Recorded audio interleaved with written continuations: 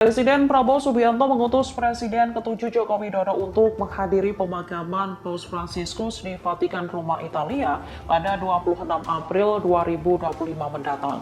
PD Perjuangan lantas mempertanyakan langkah kepala negara ini yang tidak mengutus Wakil Presiden Gibran Rakabuming Raka.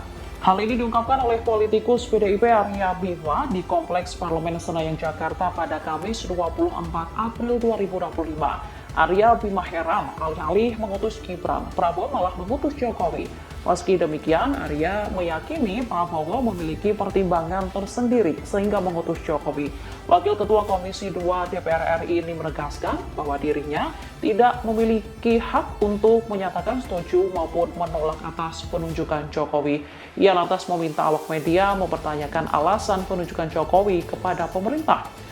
Download Tribun X sekarang, menghadirkan lokal menjadi Indonesia.